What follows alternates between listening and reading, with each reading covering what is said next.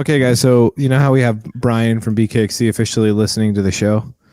Yeah, we're doing this quite a lot though. This is now the third time. This is getting a lot. I know, and I don't think I can take it. So like, if we all bring food at the same time, maybe we can make him go away forever. Do you think it would work? It'll take the pressure off. Yeah. He's too cool. He's too big, guys. I don't want to mess up in front of him. Yeah. I think he's about 5'9" actually, so I think most of us are taller than him. Oh, really? Okay, never mind. I'm cool. Welcome once again to the Joey Mountain Bike Podcast, which incredibly no one has put mountain bike. After all the discussions we have in the script, you guys just put Joey Podcast. You didn't put mountain bike. Oh, it doesn't matter, Paul. People already watch script, Paul. Oh, well, I'm just saying mountain bike a whole bunch of times so we get that beautiful audio SEO. Well, damn, the next sentence, crap, I've jumped in too soon. Read the prompt, Paul. Where the words mountain bike are officially in our name. Come on, Paul. I was too. Hey, just never assume it will make an ass out of me. Where the words mountain bike are now officially in our name, but we don't really talk about mountain bikes, just mainly the shenanigans involved. And today on the show, as per usual, we have myself, Paul. I love how he starts off with himself. Well, I'm just mixing it up. I'm trying to keep the show fresh, unlike some of you. Now, you pronounce your name correctly. It's Paul, not Paul. I'm learning to read the script. And joining me is our Swedish neighborino friend, Josh. Heidi ho there, neighbors. I grew a mustache just so I could fulfill Paul's dream of me being Ned Flanders. Like that's you've been right. Listeners, he's been doing Ned Flanders impressions off recording for like 10 minutes now. It's my life now. You bring that out? That was your worst impression yet. Oh, Heidi ho there, guys. What are you up to, neighbors? When was the last time you watched The Simpsons? That sounds like you've been watching SpongeBob SquarePants more than The Simpsons. Guys, I need to just come out and let you guys know I haven't watched The Simpsons since I was 10 years old. It's been 54 years. It's been that long. It's been 54 years. Yeah. And then, of course, we have our other friend, Sheyn. Hey, I'm Sheyn, and I finally hit puberty just for this No Shave November. I don't have as great a mustache as Josh has. It's December, Sheyn. It's December. I've got to keep this going for like a year. Pasting chest hair on your face doesn't count as facial hair, okay? Chest hair? Yeah, I would say something else, but I'm trying to keep us PG, okay? Oh, yeah. Keep it family friendly. For our audio listeners, please visit our YouTube channel, which is the Joey Mountain Bike Podcast. After the word YouTube, put it into the search engine. It's actually it's much easier to find than what I've just said. So highly recommended you do that. And you can see their glorious facial hair, which I have a feeling this is going to be our least viewed YouTube podcast because of our facial hair. And people are quickly going to be like, I'm just going to listen to it on my YouTube algorithm is going to shut it down. Yeah. Wow. Josh's mustache is just completely ridiculous. I can't. Can you do it where you just move the edges like Ned? This is where you got to practice for next week. You got to get closer to the camera. I got to see this. Just look. Fine, I'll move it just for you guys. Okay, just Josh's. Here he comes. It doesn't quite do it. It's so good though. If Josh has a PO box, he needs a mustache clone. For those who don't see my face right now, literally, I walked into the auto parts store yesterday to get a light bulb, and I walked in, I was like, hey, can you help me get a brake light? And the guy's like, yeah, if you can help me with tips on how to grow such a good mustache. Oh, wow. It is really good. I entered the facial hair contest that my work did for No Shave November, and the prize that they sent to me was a shaver and shaving cream. They got which is quite sad. Wait, what? How was that? Don't you work from home? Like, how do you have to just I travel all over, so I have a central office. I sent my picture in, and I got the award for the most interesting facial hair. And then they sent me a shaver. Yeah.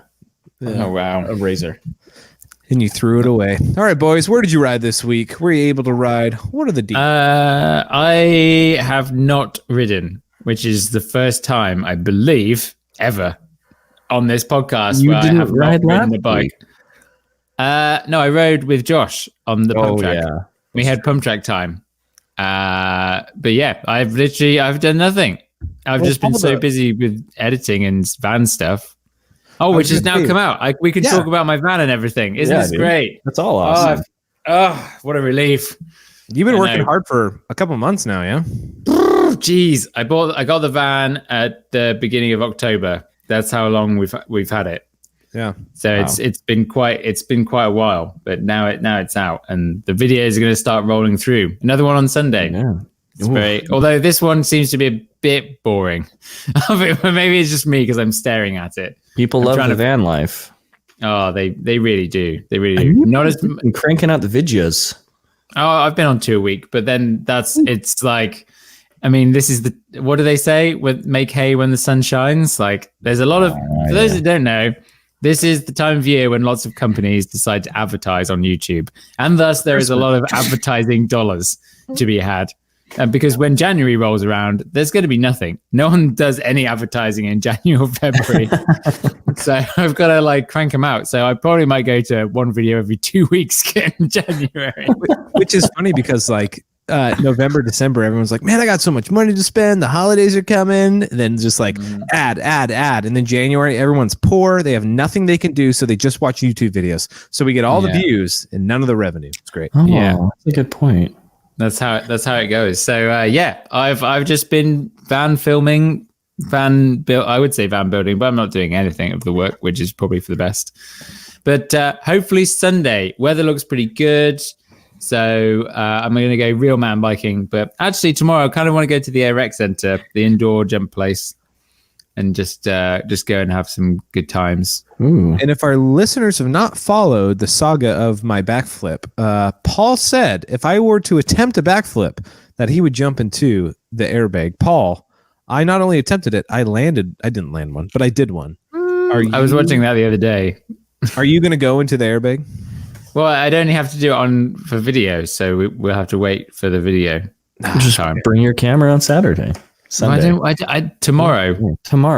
I don't want to do any videos. I just want to go and ride my bike like a normal person.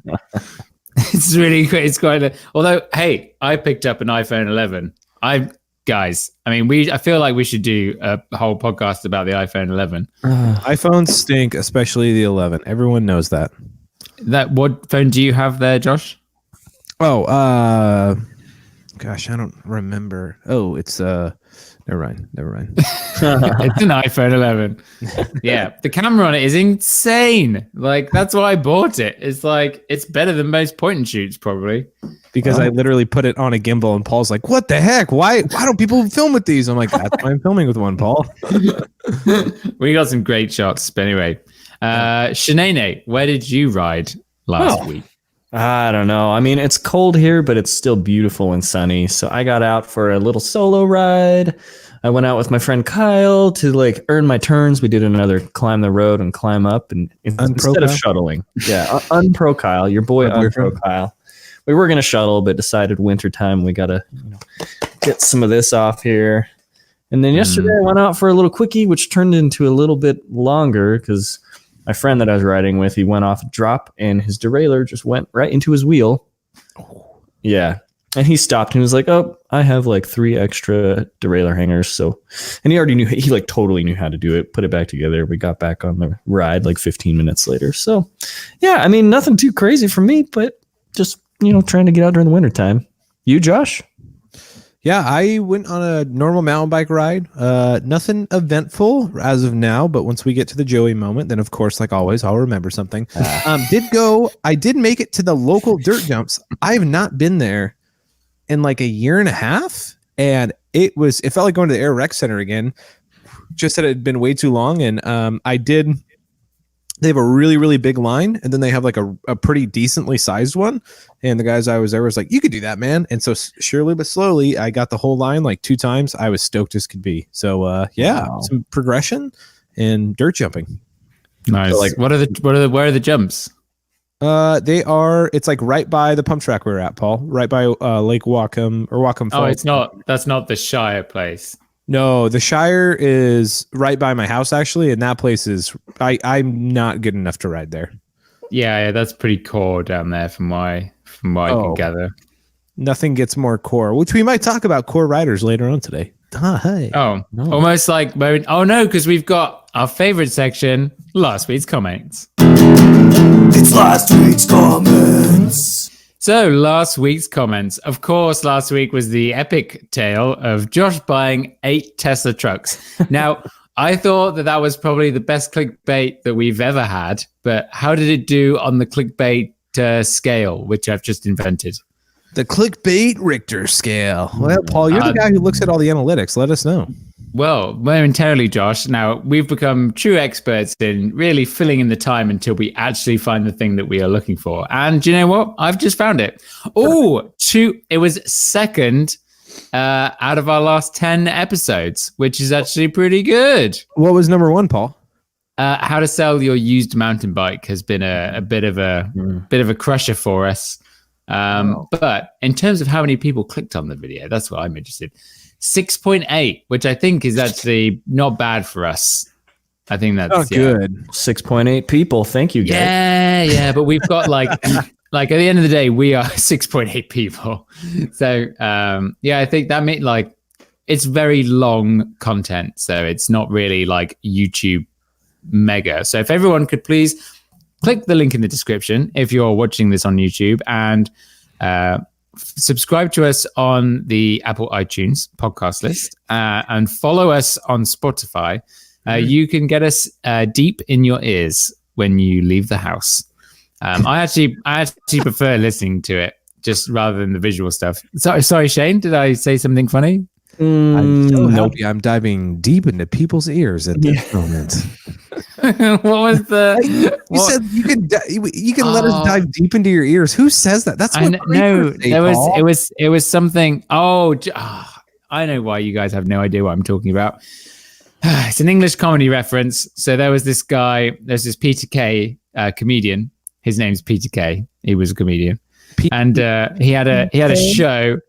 Peter and then Kay as his last name, and he had this like sketch kind of character based show, and one of them was a radio producer, and they had Chorley FM, which is a town, Chorley in the north of England, and they had loads of slogans like Chorley FM coming in your ears and stuff like that, just like loads of them, and it would always come out like welcome to Chorley FM coming in your ears for 10 years now, and they just carry on like it was absolutely nothing, and that's where I got that from. Anyway, what are we even talking about? Why am I in charge of this? Okay, so yes, Josh bought 8 Tesla trucks. We didn't have very many comments about the trucks. No, but let's Workhorse MTB, a YouTube commenter mainstay. He would like to know, is Tesla going to make a garbage truck so that Johan Cambarelli can troll us all with it? Johan Cambarelli. I don't know what's happening. Yes. I'm trying to read ahead, but also read coming 2025 to your doors, the Tesla garbage truck.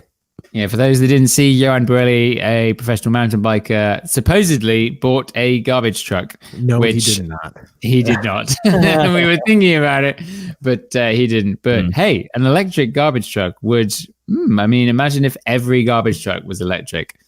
It's the future. Change it. Oh, yeah. It's definitely the future. I would love an electric everything.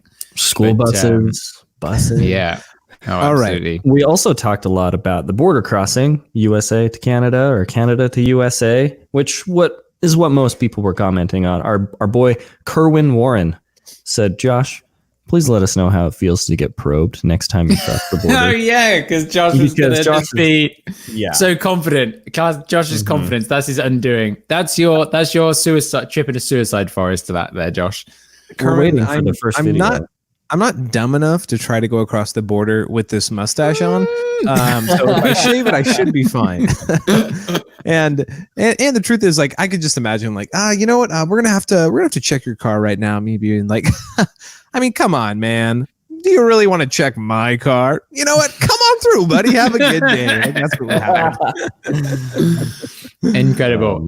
On the trail said, these are not the bikes you are looking for, which is, of course, some sort of Jedi thing. But what was that in relation to? What was that in reference to? The crossing the border. Crossing the border. Oh, of course. Yes. Right. Yeah. That makes complete sense. And then I don't know why I've been asked to host this. I'm a mess. Yeah, you're terrible. All right, then our man BKXC, the reason we're making this podcast, just kidding. He said, you guys are comparing border crossings as if they're the same both ways. I can't even talk today. Getting into the USA as a foreigner is much harder and more intense. Getting into Canada as a foreigner can be a little intimidating, but I'm so happy I'm not getting grilled every time I cross into the US. Border crossing rankings by toughest: North Korea, China, Israel, and in the USA. Oh yeah, absolutely. That's hello. I'm the foreigner trying to come into your country. It's like it's so intimidating, and you just sit there and you're like, oh god, please don't say the wrong thing. Oh. And you're like, at any moment you might say the wrong thing and get banned from a country and put in prison. Do they have machine guns coming from Canada into USA? Are there guys with machine guns standing there? No. But they do. They all have guns. I think most of them have guns. Yeah, they do. Probably. I know. I've never seen the machine gun thing, but yeah, I imagine. Anyway, here is our favorite 26-inch lover, Jordan Boostmaster, not to be confused with Jordan Juice Master, the newest man. Did you hit Shane? Did you see that Jordan Juice Master donated $100 to Josh? I saw that. Does Jordan Juice Master put up any videos yet? I'm looking it up. No. It's definitely narrowing the search down to people that know Jordan, but also have a big enough bank account to be able to throw $100. And so because it was $99.99, it was on that means it was on an iPhone. Oh, iPhone. Oh. Yeah, so it was done by mobile. So that's like, I'm either watching it on TV or I'm just watching on my phone, and I'll just do it on my phone. Like $100. That's not easy. Master. What YouTuber do we know has the most money that would love to make a Jordan Juice Master name that would troll people with $100? My bet, it's Seth, the bike hack man himself. Can you imagine? Totally, Seth. I'm expecting high quality Juice Master content now. Yeah. And Jordan Juice Master. I can imagine Seth just sets up like a Google search, like anytime a mountain bike channel goes live, so it like pops up on his phone. Oh, hey, let me throw $100 from Jordan Juice Master.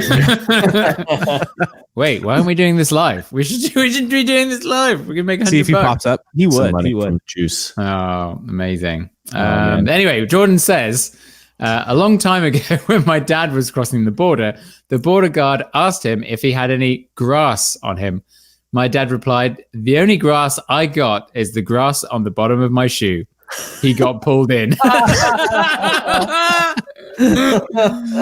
Jordan, the apple is far from the tree, man. I would just. That's so bad, though. That's so good. Like the best part is the border patrol agent probably just stared at him like that was the dumbest thing I've heard all day. Pull in. I need something to do. That sounds like something Ned Flanders would say. It would be. Oh, the only grass I got is the bottom of my shoe, neighbor. Again, I don't know. There was one word in there that was vaguely Ned Flanders. Okay, good. I got it. You guys do a better Ned Flanders impersonation to help me out? Oakley dokie, neighborino. Easy. Paul, that was good. You should take my mustache. That is just.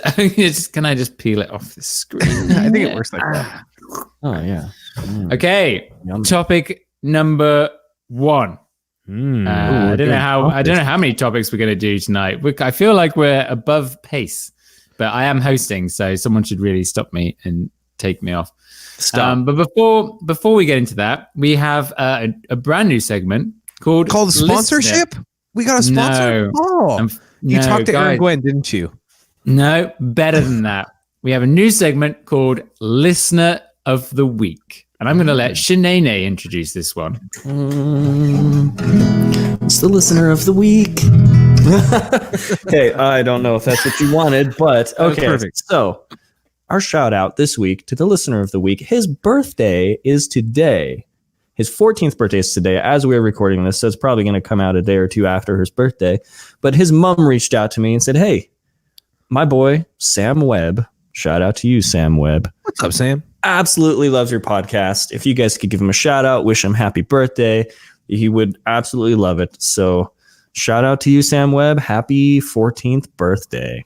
Happy birthday, Sam Webb. And he is English, Shane. So I think you said mum, but I'm not sure. But it says here sure. mom. You did say mum. I did say mum. Okay. Nice. Appropriate lingo. But yeah, I mean, she sent a really nice message. She didn't want to embarrass Sam. So obviously we're here to embarrass Sam. Yes, and call him out and say his name, Sam Webb, as many times as we can. And Yeah, but you know what? Happy 14th birthday. Speaking of embarrassment, Sam, I need to apologize to you right now because this should be the segment where we have the world-renowned mountain bike racer Aaron Gwen personally saying happy birthday. Yes. Because Paul the punter dropped the ball and didn't make contact with Aaron, we don't have him as a regular on the show. We don't have his voiceover. But Paul, maybe you can redeem yourself and get Aaron Gwen to say happy birthday to Sam. Get him on the phone. Get him on the phone. Call him up. I mean, let me see if there's anything I can do. I mean, I don't really know, but okay.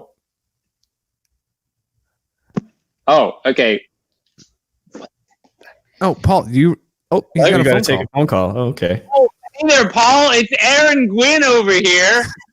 Oh, Aaron, how's it going? I'm good, thanks, man. You know, just down here in California, riding my mountain bike, getting ready for the 2020 season.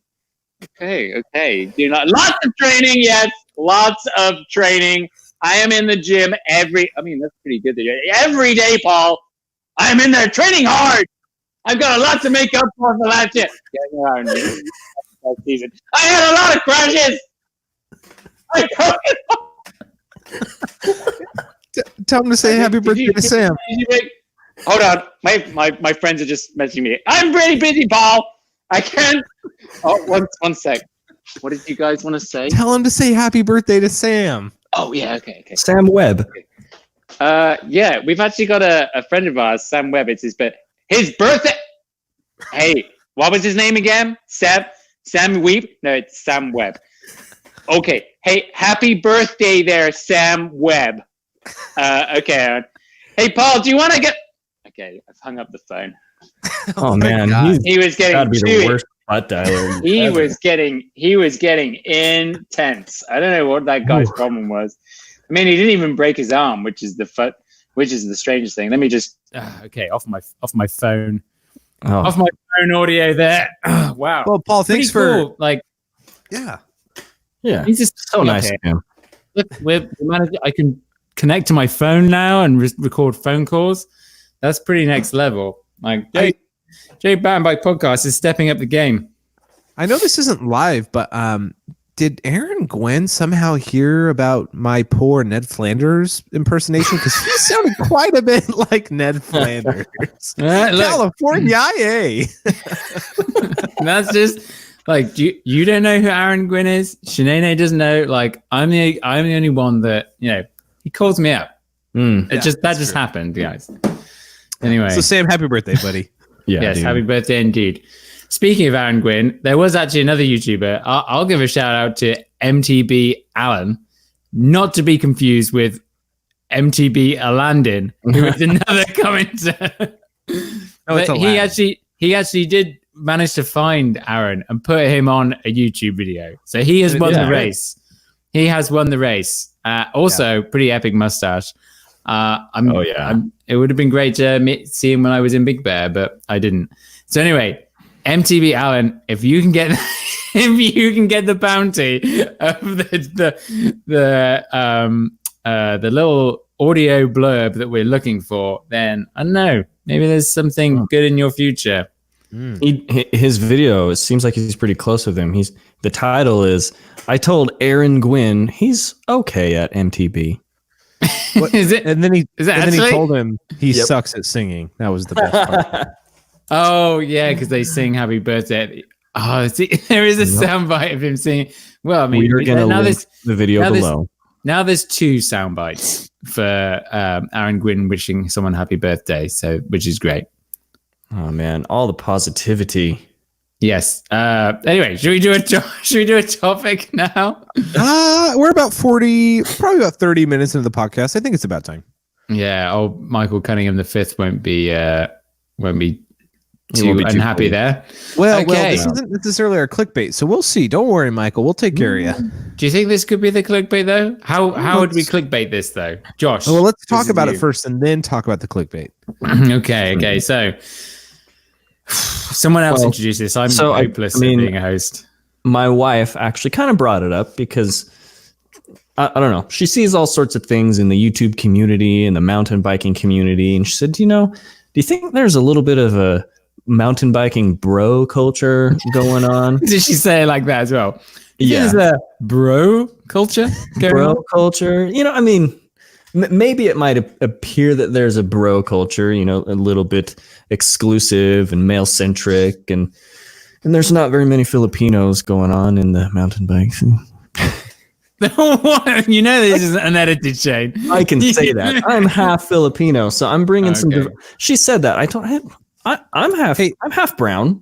I Hey, count. Shane, if you have to follow up the comment by clarifying that you're half Filipino, you probably shouldn't be saying it because it's probably not that obvious, Here, man. let me do a close up of my Filipino nose. That's like people who make say racist Who things. knows? I have a black. I'm not a friend. I'm not a racist, but Exactly. Yeah. Oh, Yeah. Gotta be so controversial here.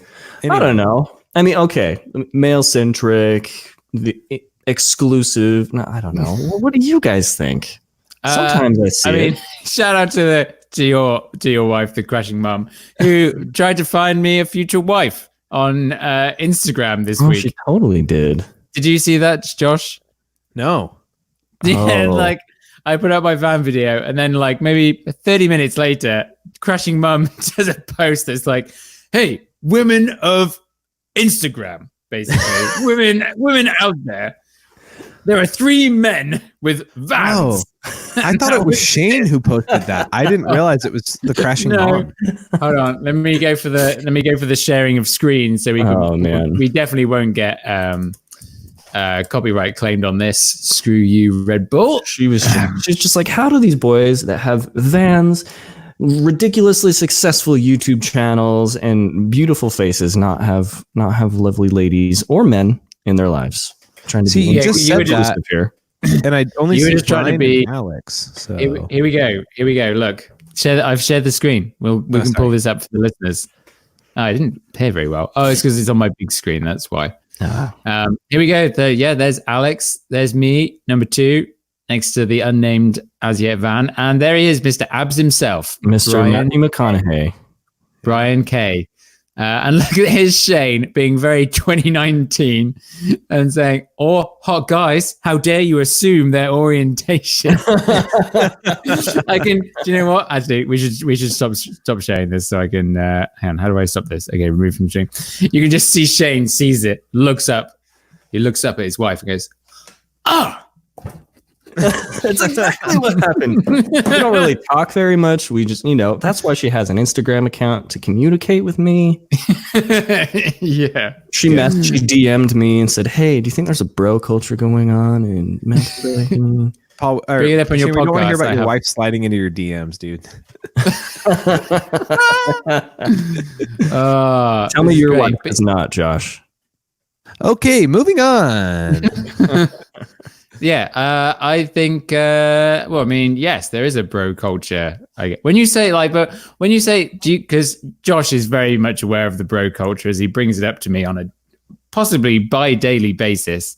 Yeah. And it's Is he calling like you the bro?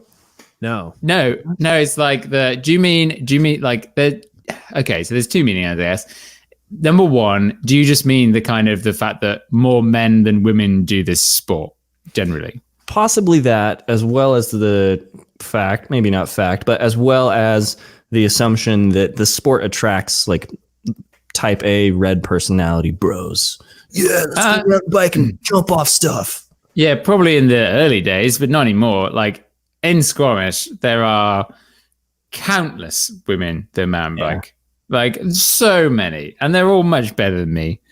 And it's just like, and like, I prefer to go and ride with them actually, because they're just kind of, it's a lot more chilled, I'd say. For sure, on like the guys that I go ride with, it's like, it just seems to be like a complete competition at all times, apart from certain people that I ride with. But it's just like, I just want to go out. I want to stop like as many times as possible down the trail. Basically, every other turn, I want to pull over and stop and have a chat. But so yeah, so maybe there's that. But sometimes that's good. Like it just depends what mood you're in, really, isn't it? I'd say. Yeah, that's true. I would say that we don't see a lot of female riders out here on our local trails. So I guess up in Squamish and maybe Bellingham, I know in Whistler, half, at least 50% of the riders in Whistler are female, which I think is a big step forward. Maybe 40. I think it is. I think it is, Josh. Actually, on recent, in fact, there's a Whistler. There's Pink Bike do a Whistler survey thing. Whistler statistics. Yeah, it's just Pink Bike Whistler survey. Opening day survey. Here we go. What are people riding? And then if I search male, I was gonna say okay, it was 21. It was 21% female and 80%. But like, remember, that's opening day was miserable. Like it was like the wettest women are thing. more smart about their decisions. Well, absolutely. And my response to the whole men thing, you know, I think a lot of it depends on where you live. I think Squamish, Whistler, Bellingham, the culture is inclusive. But I think if you were to ask any female mountain biker, is there enough girls in the sport? Is mountain biking a welcoming sport for girls? You'd hear a lot of various answers. And so like, I think your wife's like knee jerk, like, is it a bro culture? Is it only attract guys? I would say I would understand how somebody sees that on the outside, but mountain biking also is one of the most inclusive sports. If you're willing to give it a try, everybody will encourage you. Everybody will support you. They'll go on rides with you. Like it's very, very welcoming. The problem is it's intimidating for some reason. Yeah, I 100% agree with that. And the same dudes, and I could be a part of that group sometimes, the same dudes that are like making a competition about riding as fast as they can and jumping off everything that they can, I think can totally be on the same side of welcoming that rider in and you know, helping them out and giving them a lot of encouragement. Yeah. But yeah, I think it really does. It depends on how evolved I think that the mountain biking community is. I think the more evolved it is, the more women there are. That's what I feel anyway. Like again, like what the scene in Grand Junction. And I mean, I don't hear you talking about the mountain bike club and, you know, regular, you know, group social rides on a Wednesday or whatever. Like, is there that? Yeah, but it is very like bro-ish, and they go as fast as they can on the climbs and as fast as they can on the descents. From what I hear, maybe I will have to organize a. Well, yeah, like so. Listen to this. They do the most popular event in Squamish is the social ride, which is you have like 5 difficulty levels. So like a thrill ride, an intermediate ride, and a chill ride. And you can turn up and be like, okay, chill ride is going to be this. It's going to be led by this person. They go around, like, kind of do things, you know, on the easier side of things. And then obviously the thrill ride is like double black mega gnar. Yeah. And like that. And they have a party afterwards that you can go show up and you get a beer, you get some food, and everyone's just chatting around, and it's like that's all it is. And it's social, and it's the Did you say 5 groups and then list 3? Well, there's probably like 2 thrill rides and stuff because so many people come. Yeah, there's definitely 2 intermediate rides, but yeah, I think that it just you know attracts more people. But you just need that first person to be like, hey, I'm gonna go and do this now. Like, come along. Maybe maybe Grand Junction needs a social media influencer to reach out and say, hey guys, let's make something happen. That's you, Sheyn. You're that person. All right. I'm on it. Wintertime.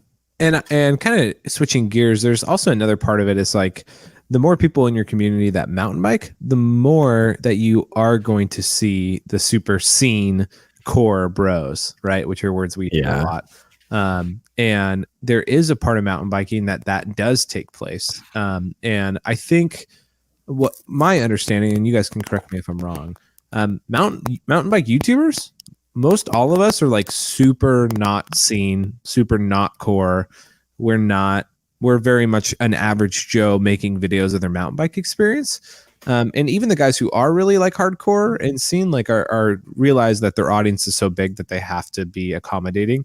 But there is a lot of mountain bike culture, especially like where I live, where there's a lot of, I'm a better rider than you. You can't ride my trails. You don't work hard enough. And there's a lot of conclusions made without knowing people. And it's a very standoffish, kind of don't bother me culture, which is unfortunate. It's not the majority, but it does exist. Well, and the bigger the population gets, you're always going to get some of that. Yeah. And I also think too that on YouTube or social media specifically, the bros are probably more represented, even though we might be 45% or 50% female versus male. The dudes are more represented, which is, it's kind of nice to see people like Dusty Betty and Donna Ellsworth. Who else is out there? There's another one, Rocket Girl. Yeah. I mean, it's cool to see a few of them come up. I think we should be welcoming of a lot more because we need more representation. They obviously have an audience. The truth is though, that it's not, correct me if I'm wrong, I don't think it is 50-50 guys and girls mountain biking. I think it is 10, 20, or at max 30% females. And I think it's not to say women shouldn't. I think they absolutely should. It just seems to be that guys, I don't know, latch onto it, get addicted to it more. Whereas a lot of the females that I see, a lot of them I see in Bellingham are super hardcore, mountain bikers. But anyway, I don't see the same amount of involvement and engagement as I do from guys. And I think, and I could be wrong on this. And so, do you mean digitally, right? Specifically digitally. I think our digital picture is an example of the whole mountain bike scene. I think the amount of women creating on YouTube is an example of the fact that there aren't a ton of women in mountain biking, and I wish there was more. Yeah, no, I think there are more people than you think, for sure. I think it's much wider than, because it's very easy to get caught in the bubble that you live in. Yeah, and focus on the things that you see. So if you go for a ride, if you go for 10 rides and you don't see any women, you're probably going to be like, oh, there's no women here. But actually there's probably hundreds. Like in Squamish, I swear I see more women out on the trails, like on a regular basis. Like for sure, like around here, I stick my neck out and say it's 50-50 around here for sure. But then that's like, I live in an area where there's been a lot of skiing and snow stuff. And then people will get into mountain biking because they need something to do in the summer. Like that's a very natural progression of how people change the sport. But even in the UK, like there's tons of women that go ride. And in Bellingham, there's tons of women that ride as well. Yeah, but I think the digital representation thing is like much bigger than we could possibly have input on or discuss on this podcast, because it's the culture of kind of being judged, and if you put yourself up, men and women, they're not considered the same when it comes to anything aesthetic or sport related, because we've had generations of other males telling us like, oh yeah, get up son, like yeah, you've got to do right sport, and that's only now just starting to shift, and it's kind of quite a big paradigm for sure that needs to be moved over. You think there's a worry about being objectified, putting yourself out there as an athlete? Well, yeah, like YouTuber. Exactly. It's the age old question of like, you put something up and people are going to be more concerned with your appearance than, what you're actually talking about. However, like that was also the same for like, let's talk about mountain bike YouTubers. Like that's not been around for a very long time. Like, a few years really. Yeah. And only maybe I'd almost say like 2 years where it's actually kind of a big deal thing. So like, and if you look at the culture from there, you had the core the core world, which is I was very much a part of. You know, I used to work for the largest mountain bike website in the world, and it was all about, you know, okay, what's cool is being an absolute shredder. And there was a lot of, you know, there was a lot of things in the industry which, if someone was sponsored and they weren't very good, they were like, everyone was like, why is this guy sponsored, or why is this girl sponsored? Like, and it was kind of because the standard was that you had to be amazing on a bike, and you had to be very, you know, that's what it was about. It was about the shred it. Then all of a sudden this YouTube world comes along, and then it that's not what it's about. Like, you know what I mean? And it kind of, it's blowing a lot of people's minds still, you know, in the industry as much and in the core part of the world, because actually a lot more mainstream. And that's why YouTube's so great, because you've got this platform to do anything you like. And actually it turns out that that's what people want to do. And then you look at someone like Tess that's amassed thousands of subscribers on YouTube and lots of people. And then you have, you know, ladies like Sprocket Girl here that are doing collabs with Dusty Betty. And it's almost like the same as, you know, how it was when, you know, we were like collabing with Brian back in, you know what I mean? Back in the day, it's like, oh, this is so cool. Like, and I think it's just a matter of time, but there's a lot of women out there doing great work to bridge that gap. And I think women mountain bikers are going to be technically better than men because they're all getting lessons. Have you noticed this? Mm-hmm. They're all going to coaching lessons and actually learning from people that know what they're talking about, how to do it. It's like the mentality of us not being willing to pull over for directions. Exactly. And they're like, yeah, let's pull over and get directions. Let's take some lessons. Exactly. It's like, oh, I'll figure out. Oh, just ride it. Like that ridiculous mentality. As Cam McCall also pointed out in one of my videos, like he's like, it's ridiculous that you're expected to go full pin down a trail that you don't know. And it's like, yeah, it is. Yeah. And I think they just had like the Rome Fest, and I think they had some lessons and they did all sorts of sessioning and had big group rides for people. It was a big deal, the Rome Fest, or what is it called? Rome Fest? Rome Fest, yeah. It looked massive. It looked incredibly popular. Yeah. And like there's so many things, but there just needs to be more of them. It's quite easy to say. Yeah. But it just takes that spark to kind of really push things. And I think, you know, what these humans are doing, like Donna, as you said, and the other two creators, it's like, they're going to be able to reach a lot of people, and they're probably going to ignite more sparks. And that's where it's going to come, and more women are going to take it up. And then I won't have my friend's wife putting a post on Instagram, because it's going to be super easy to go and meet other single people, because there's just going to be more of them. Hopefully. Well, I think the one thing that I've seen from even the core scene people to the most, you know, not or new people is like, I feel like every person I've ever talked to about women in mountain biking, everybody's like, we want more women in mountain biking. Like that's like the one thing that's like everybody agrees on. So yeah, I really do hope that there are more female YouTubers who are mountain bikers. I hope that they come up way more often. It progresses our sport. It's a good thing for everybody. Well, and I also think, as far as it being intimidating and being afraid of being objectified and the trolls on the internet, there's always going to be a few trolls on the internet. We had that happen with Hannah from Awesome MTB and Sid and Mac. Yeah. Oh, it continues to happen. Yeah, we should also mention Hannah and Sid. Yeah, absolutely, on that list. They're group channels. You know, they're grouped, and there are couple channels. Yeah, there are some people that are really stupid on the internet and negative, and they objectify, but it's very little, like 0.01%, and they just block them. You block them. Yeah. You don't give them the time of day, and you're done. Yeah, some 13-year-old behind the computer screen. I don't know. Possibly. Yeah. But, so what can we do to help make a positive difference, whether it be the bro culture or good question. Helping? I'm saying we, all, not just us three, but all of you listeners out there. Yeah, and I think that the easy cliche thing to say is like, keep championing what we want mountain biking to be. Keep being inclusive. Keep encouraging and motivating women, people of minorities, people all over the place to get into mountain biking. But I think there's a more important question of like, what actively can we do, right? Like, and that's my mindset. Yeah. I think the easiest thing is to say hello to other people when you see them on a bike. irrelevant of what you may immediately think from their appearance. I think that's something I really try and do is if I see anyone, I'm like, oh, hello, like, how's it going? Like, and then maybe if they want to have a conversation, then that'll lead into it. But because really it's always about talking. The more you talk, the better things get in just about anything.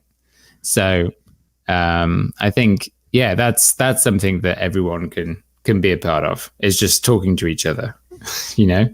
Yeah, definitely.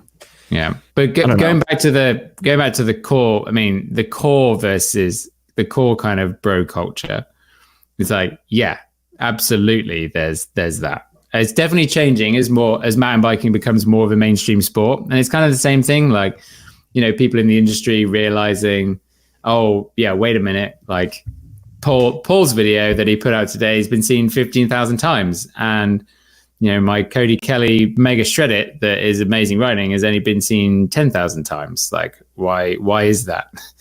And I think, yeah, that's kind of part of it. But again, like, it's not a bad thing. Like, it's just one that exists where it's kind of, yeah, there's some elite people in mountain biking and that's what they prefer. But it's not saying that one is better than the other. Yeah. And that's what I think should probably change and probably will change. Yeah.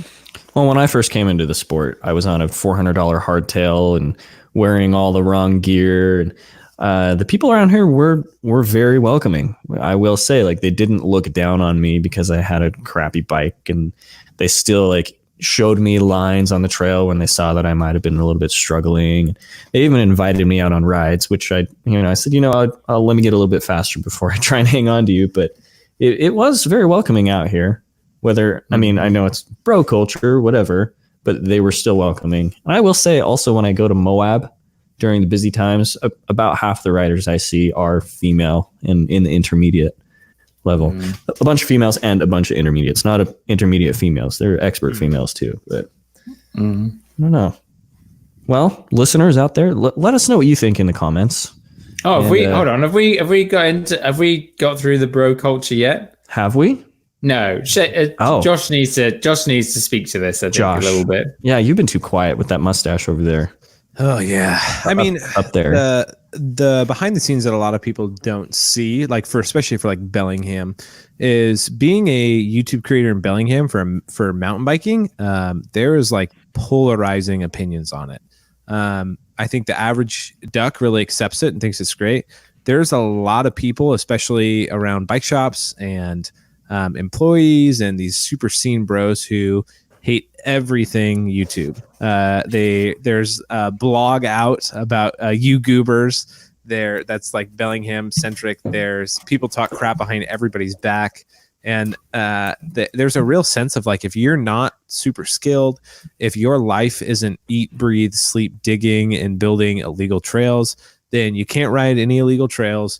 You can't be cool. You shouldn't have a following. People shouldn't do what you do. Like, it's very much like basically like, if you're not willing to like just like bow down to other guys who are scene bros, like, then you shouldn't be riding here, basically.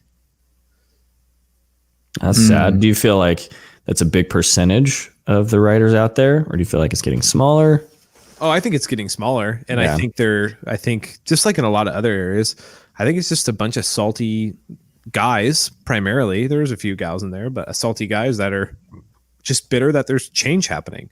I think it's the same thing we see anytime there's healthy change, right? And inclusiveness and progressing our culture the way it needs to be. There's going to be salty men who are going to try to be against it for no good reason other than, I don't like this. This is different. And that's unfortunate, you know? Yeah. Yeah. So, yeah, I mean, there is like a lot of, there's a lot of kind of especially the trail ownership type thing, which I'm not completely against. I think people do it in the wrong, sometimes they do it in the wrong way, but it is like, I do kind of feel that if someone's putting a lot of effort into a trail and, it's there, it's like, yeah, they don't own the land, blah, blah, blah. But there's definitely a courtesy and etiquette, I would say, on not going and blowing up a spot or anything like that. Do you know what I mean? Like, there are people around here that, they put videos on the internet, and it's just like the worst thing they can do, but they don't see it as any problem, and that's worse actually.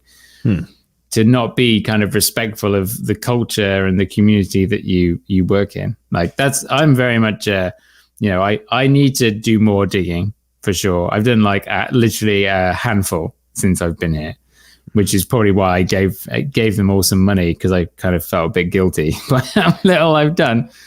But like that is it. Like, mountain bike trails wouldn't be here if it wasn't for the trail builders. So everyone should go and, lend a hand and build some stuff on some trails. Do you feel like there's a difference between the legal trails built by your mountain bike association and the ones that you were talking about where they're illegal trails built by just people that put a lot of hard work into them? Is that what you're saying? Oh, yeah, there's a difference for sure. You don't go film on the illegal ones, right? Oh, is that what you mean? Oh yeah, absolutely. No, like, what a freaking idiot. Like, or do you go ride them? I'll go ride them for sure. Like, because people, you can contribute in different ways, right, to that. And there's definitely a kind of, what's the word I'm looking for? Yeah, an etiquette, a rite of passage, if you want to call it, or whatever. And that is, part of the mountain biking heritage, is like you had these illegal trails that were probably going to get, I've had trails that I've been involved with torn down, like literally ripped apart by diggers. Did I ever tell you about the time that I turned up to a place we were kind of building a little bit? And then but that one day we decided we were just going to go ride. I pulled up in my car, and literally as I got out, a police car drove to the end of the car park and stopped and just stayed there and didn't do anything. And then we got all our stuff on and we were like, oh, that's weird. Anyway. And then I was the last one to shut my trunk, my boot on my car. Yeah. And then it drove off. And they were looking for us to pull spades out of our cars. Oh, I see. Yeah. So yeah, there is. I fully appreciate, like, if you've spent ages on a trail, like, I do think you have a right to kind of, until someone finds it and then it does get blown up and you're like, oh well, crap. You do have a right to kind of tell who you want and be like, oh, please don't go around telling everyone, because that's part of it. But like at the same time, people need to be like going down on the big trail days, on the mainstream ones, and helping out and contributing. And that's something I don't do enough of. So, and I'll call myself out for that. Yeah, and that's something that I wrestled with coming in, because I explain to people, a lot of people come into mountain biking and then start getting a social media presence. I did mine like parallel. Like I got into mountain biking as I was gaining social media, and I didn't know oh yeah, so here's the thing. Like I did film on illegal trails, but I also was very honest with myself to say, okay, what's the rule on filming on illegal trails? So I did some research. I typed in the trail name on Google and I found multiple videos, Strava maps, trail forks, and I'm like, oh, okay. So if you Google it, you can already find it. What I'll do is I will not show the entrance. I won't show the exit. I'll film the trail. I won't have any traceable connection to YouTube. And that was at the beginning, that was my excuse. And I got slammed, roasted for it. And you'll notice for however long now, I had to learn that no, you shouldn't do that. You shouldn't film on illegal trails, even if it's, and now I'll wait in and get a little controversial. The double standard is you shouldn't film at all on illegal trails, when every sick mountain bike edit is filmed on illegal trails. Oh, but they built it. Oh, but they got permission by the builder. We have YouTubers who get permissions by the builder and get slammed for it. And everyone's like, what an idiot. Well, okay. Where's the line? Right. Yeah. And, and I'm not bitter about that, because Paul has a point. If somebody's put a lot of work into something and they don't want to tell people, or they tell somebody, hey, I put a lot of work at this trail. Can you please take this video down? Or can you not do this? I 100% respect that. I don't disrespect any illegal trails anymore. I don't post anything about it. But for me, I used common sense. I realized I learned from it, but yeah, people get pissed, straight pissed about illegal trails, especially. Not that we have any in Bellingham. We don't have any. There you go. Do you even have that? I say this, you don't have any dirt where you are, Sheyn. It's all rocks. Yeah. I mean, there's clay and stuff. Do you I don't- have illegal trails? I don't think so. There is a trail system that is privately owned that has trails on it when the dude basically is just like, yeah, you can ride these. But I don't know that that's considered illegal, is it? No, that's not illegal. I mean, Yeah. that's private property trails. Yeah, but I mean, everything, our organization out here, Cop MOBA, they're very like, we build the trails, we do it together, come out and volunteer if you want to have a say in it.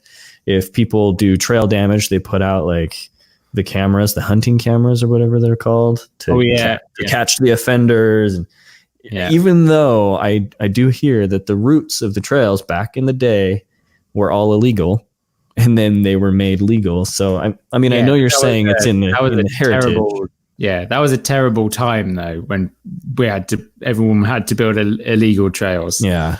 Like I know, for sure. Like none of the all the trails here probably started as illegal ones, but like all of ours did in Bellingham. Yeah. It's like, but it's so great that everyone's kind of got to this point where it is accepted and it's mainstream. Do you know what I mean? And it's getting funded but we still have the snobs, like you were saying, the elitists that are, I don't know, maybe the 1%ers about it or 2%ers about it. Yeah. And they're the loudest. Right? In what way? In what way? Like, I don't know. Kind of at the very beginning, we were talking about the snobs that are very elitists, hang around at the bike shops and hate the YouTubers and don't like people riding their trails. And but it's probably because they've been wronged at some point. Do you know what I mean? Like they had a spot, it got blown up, and then it happened because of this. Yeah. Like that's where pretty much every bit of hatred or, negativity comes from, is because it's happened once to someone and it's like, crap, you're ruining everything. Are the loud ones the same people that hate e-bikes? Oh yeah. Because it's happening. Like it happened in Tahoe. Like some government or some authority has been like sued for letting an e-bike on the trails. What? Yeah, that happened just the other day. I can't. Right. I mean, I'd have to do some googling for it. Like e-bike. Talk amongst yourselves. Yeah, but anyway, yeah, Paul nailed it. The reason they're mad is not just because they're butthurt and bitter. It's because stuff's happened, and people have hurt them. They've hurt their trails. They've lost trails. And I had a couple people in Bellingham who reached out to me that sent very genuine emails. Hey, here's why I'm asking you not to do this. Here's the result of what we've seen. We don't want this to happen. And I really appreciated that because they went further than just saying, screw you, to say like, here's why we're in the position we're in. And by the way, I realized we kind of said it. Paul kind of did too, of like, what is an illegal trail? I get that question so often of what's an illegal trail? What's an unsanctioned trail?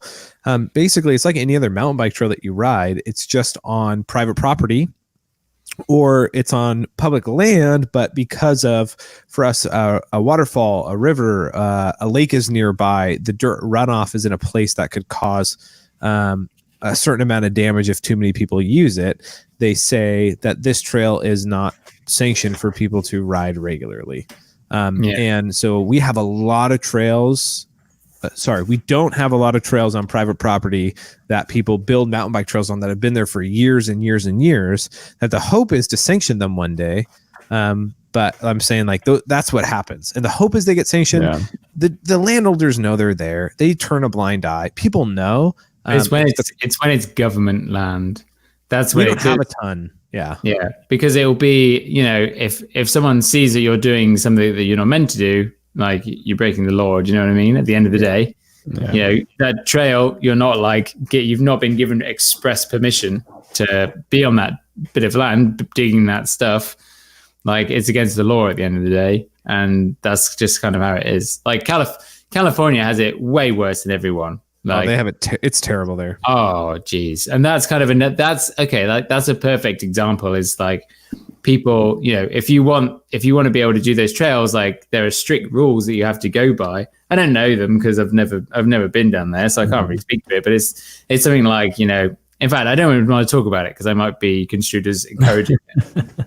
But it's like if you're talking back to rangers and stuff like that, do you know what I mean? And having this attitude of like, oh no, we've got our right to be here. It's like when you don't, and that's what rubs up locals for sure. Is like the kind of the, oh no, I can actually just do whatever I want and I don't care, because then the hammer will only get bigger. You know what I mean? When it's about to get hit. But yeah, so actually I found the Tahoe article. Apparently they're being sued by Western Environmental Law Center. They include the Wilderness Society, the Gold County Trails Council, Backcountry Horsemen of California, Backcountry Horsemen of America, and the Forest Issues Group. And they are taking a lawsuit to the Tahoe National Forest as they recently permitted a Class 1 electric mountain bike on more than 130 miles of trails that have been developed and managed for hiking and non-motorized users. Wow. So this is kind of an example of when it can go wrong, because now they're going to be like, well, we can't figure out the difference between a normal bike and an e-bike, so all bikes are banned. And then it's bummer. You see what I mean? Like this, it does happen, and it's very unfortunate, but there's only so much land, and humans love arguing about it. Yeah. And it sounds like backcountry.com is going to sue half of those people that are suing the California. No, that's been all dropped and stuff. So I would say let's ask our viewers, and I think there's a couple of questions, right? Like one, we talked about like women in mountain biking. Is there inclusion available? We also talked about bro culture. Like, do you see the bro culture? And also unsanctioned trails. Let us know in the comments below. How do you think about all these things? Where do you fit in? If there's anything that just rubbed you the wrong way, that was like Donald Trump and Ned Flanders. Let us know. Okay, time for our real favorite segment. It's Jerry of the Week. Is it you? Is it me? It's the Joey of the Week. All right. That was such a great song sung by such a great person a few weeks ago and recorded so professionally in the Warner Brothers studio. Okay. Moving on to our segment. Joey when are we going to get our show introduction recorded song? I don't remember. You know what? That show introduction song was specifically for SEO because we did not have mountain bike in our name, but now we do. So no, that's like, go back and find the episode. Oh, is that the one all about mountain bike? Yeah. Yeah, it's like mountain biking podcast. It's so good. That has to be the intro. Sheyn, well, I'll get back into Warner Brothers please for that. Yeah. All right.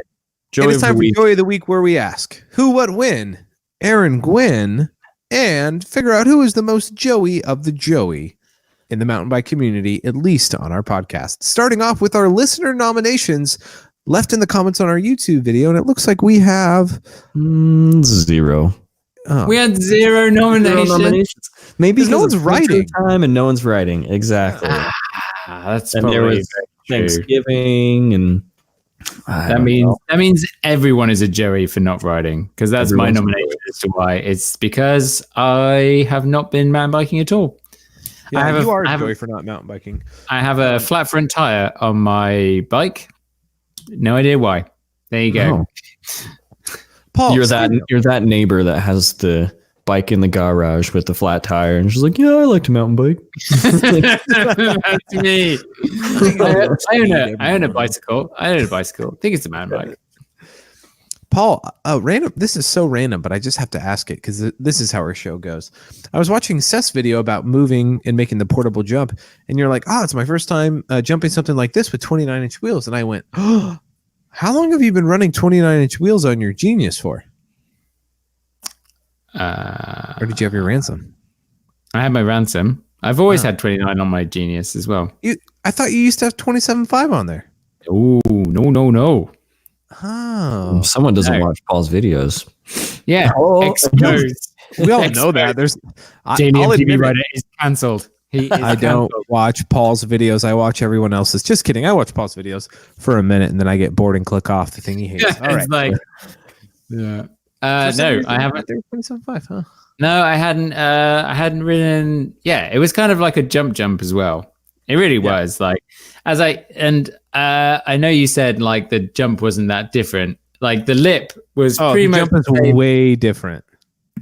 Have you been there, Paul? Josh, have you been there to Paul. Seth's back garden and to see the step up pop-up jump?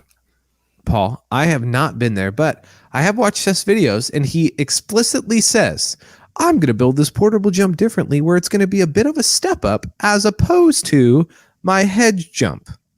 Yeah, but he just took the top of the lip off. That's all he did. It was the same distance. There you go. That's why I was there. I was like, oh yeah. I mean, the other one is a bigger lip for sure, but it wasn't that different. I mean, one was a step up and one was a double. Paul, I'm still proud of you for doing it. That doesn't take away my proudness of you, son. I was such a wimp. It took me ages. I shouldn't be rewarded for this. I don't know why. I shouldn't be rewarded at all. Paul, I'm not proud of you. All right, so Paul, I've done some legwork so that you don't have to press into me to figure out what my Joey moment was this week, and I realized what it was. On my ride that I went on Saturday, I hadn't used my full suspension bike for a while, and halfway down the trail, I realized, man, my wrists hurt really bad, and I feel like I'm in an uncomfortable position.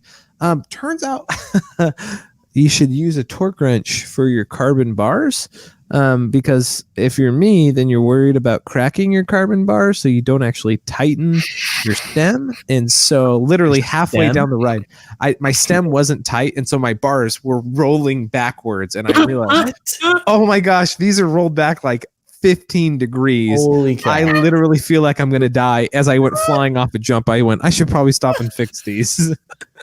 Wow. Josh, You could like mega sweep. Oh, it was bad. Had you done the thing where you like got them in the right position? You got them in the right position because you just probably taken it out of a bike bag. Yep. And you just do them up really quick, and you're like, oh yeah, that looks fine. And then you just forget. I don't undo my bars from my stem. I just take my stem off my steer tube. So I don't know what caused them to get loose, but it was bad. Huh. Yeah. Did I ever tell you about the time I can do a throwback Joey moment when I was riding down Silver Mountain? We need a throwback Joey of the moment, Joey of the week song, like super metal 80s, like throwback. Throwback. Was that a hint to Sheyn? Is that metal? Yes. Metal or just like 70s ballad, whatever you got. It's a throwback. Anyway, Paul, Silver Mountain. And I popped off this jump, and as I popped off, my left pedal just came away because I'd forgotten to tighten it properly. Oh, and it was probably the most. Yeah, it was incredibly painful as I landed straight onto my crotch. Oh, but not onto the like important bits, but off to the side, like in the leg. Yeah, and it hurt so much, and I just looked down. There's an Instagram picture. If someone wants to go back like 18 months, they'll find it. But there's a picture of my shoe with my pedal on, and I'm like, oh no, what a nightmare. Oh, because you're clipless, so literally, yeah, the pedal came off. yeah. Oh, that's hilarious. Wow. Yeah. Shane, you got anything? I was editing the video that I've been meaning to put out for like 3 weeks now, and my boy, you're still editing that video. Where is it, Shane? I'm making it so it's a 20-minute watchable vlog, and I'm gonna put like 10 commercials in there. So I can get all of this December. You're going to miss it. You're going to miss it. It's already going. It's already fading away. Okay. But so I was editing it, and our boy, Unpro Kyle, he spoke up, and I completely forgot about it. He was like, we leave Grand Junction. It's like, maybe I should take a PRD. Yeah, I'll do it when we get to Moab. Get to Moab. We have a little bit of time. We're at the bike shop. No, maybe I should take a PRD here. And I was like, oh, no, I could probably wait and do it at the trailhead. So we get to the trailhead. He goes into the porta-john that's at the trailhead, and there's no toilet paper.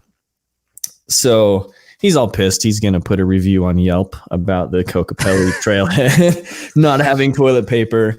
And then, we get down right before the actual rim portion of Porcupine Rim. And I was looking at the video, and he was like, I really need to poo. I need to poo right now. He was like, because there wasn't any toilet paper at the porta-john at the Kokopelli trailhead, and I'm really upset about it.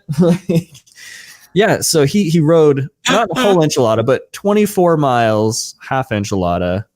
I don't know what that is in K for you, but yeah, he rode that with a PRD locked and loaded, and I think it's his fault. He should have got it out at home or at the bike shop, or I don't know. I would have used a sock at the porta-john. Yeah, my favorite part about that story is like 1999. Ah, man, there's no toilet paper in this porta potty. Okay. 2019. There's no toilet paper in this porta potty. I'm leaving the worst Yelp review right now. I can't believe these guys. The internet is going to know about this. It just. I am actually a Yelp reviewer, and you're getting 1 star. I laugh at Kyle because you know that's this what I meme? do. This meme, the Karen meme. Don't piss off Karen. Oh, Kids Bop Karen? It's no. Oh no, it's not that. It's not that Karen. No, but Karen is like I need to speak to the manager. Oh, it's the like one with the that. haircut. I need You to speak to got the it. manager haircut. Yeah, Karen. I just like Kids Not Bop there. Karen. Sorry. So who wins it? My kids are listening to Kids Pop. My kids are listening to Kids Bop. Well, you're being a son of a. Anyway. Oh man, who wins the Joey of the week? The Our Josh of viewers. the week. Without question, Yeah. Joe. Totally the Josh of the week. Joe? Well, yeah, but our viewers as well, guys. I'm number 1, but they are number 2. Because they didn't ride and they didn't comment. Comment below your Joeys of the week. Yeah. Joey of the weeks. Someone needs to go back and we need to have like a tally marker in one of our areas of recording to record who's been the Joy of the week the most. It's probably you, Josh. I think. For sure. I just want to know how many times. I just want validation Probably. that I am. Yeah. Okay. Anyway, I think this has been going on for quite a while now, don't you guys? Well, there is one more important segment that we really need to talk about. Oh, there is. Let me share my screen. Everybody look at the screen.